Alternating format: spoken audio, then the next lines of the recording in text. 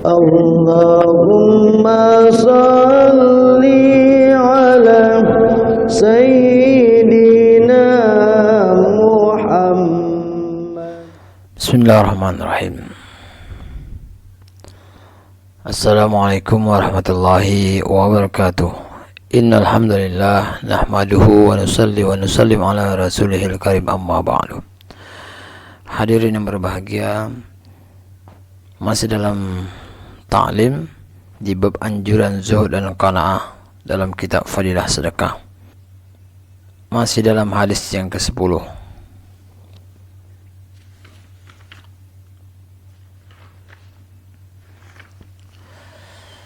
Diriwayatkan dari Abdullah bin Umar radhiyallahu anhuma bahwa seseorang datang menemui Rasulullah lalu meminta nasihat yang singkat. Rasulullah bersabda, "Salatlah kamu dengan perasaan bahwa inilah salat kamu yang terakhir. Sebab walaupun kamu tidak melihat Allah, sesungguhnya Allah melihat kamu. Putuskanlah harapan terhadap apa-apa yang dimiliki orang lain, maka kamu akan menjadi orang yang paling kaya, yaitu tidak berhajat. Selamatkanlah dirimu dari perkara yang menjadikan kamu menyesal dan bimbang." Dalam kitab Targhib. Sa'ad bin Abi Waqqas radhiyallahu an juga pernah diminta nasihat oleh seseorang.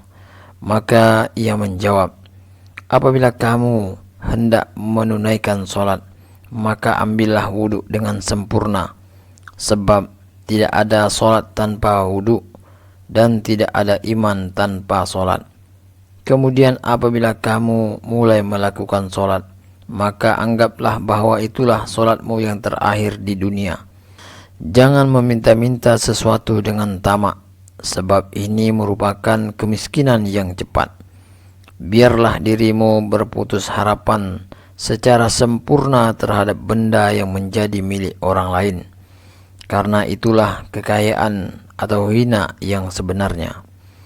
Jangan mengucapkan sesuatu yang kemudian menyebabkan kamu merasa malu, menyesal, dan meminta maaf." Dalam kitab Ithafus Salat. Imam Ghazali rahmatullah alaihi berkata, sebagian orang beranggapan bahwa orang zuhud adalah orang yang tidak memiliki harta. Anggapan ini tidaklah sebenar.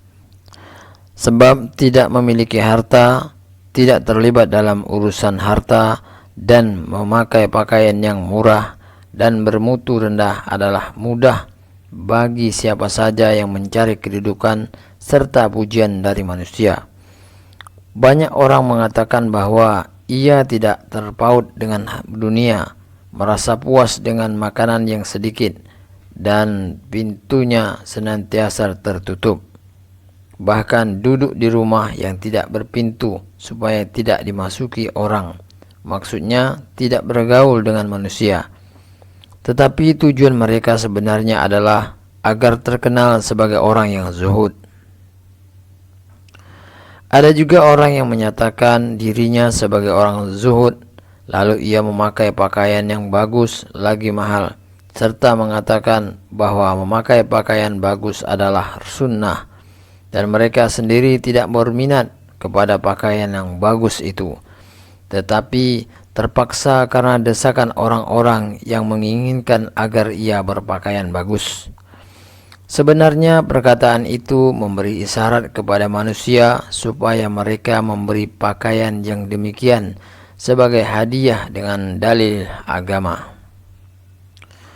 Kedua golongan ini adalah orang yang mencari dunia dengan perantaraan agama. Sesungguhnya yang disebut dunia itu bukan hanya harta, tetapi mencari nama dan kemasyhuran itu juga disebut sebagai dunia. Orang yang zuhud mempunyai 3 tanda yang harus diusahakan pada diri seseorang, yaitu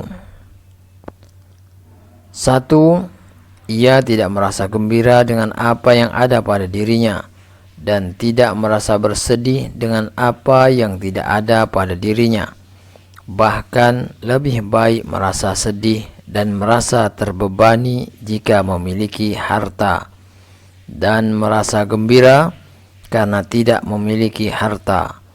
Inilah tanda zuhud terhadap harta. Yang kedua, dalam pandangannya semua manusia yang memujinya dan mencacinya sama saja. Ia merupakan tanda zuhud terhadap ketenaran dan nama baik. Yang ketiga, mencintai Allah serta merasakan kelezatan dalam mentaatinya. Dalam kitab Ihya Ulumuddin,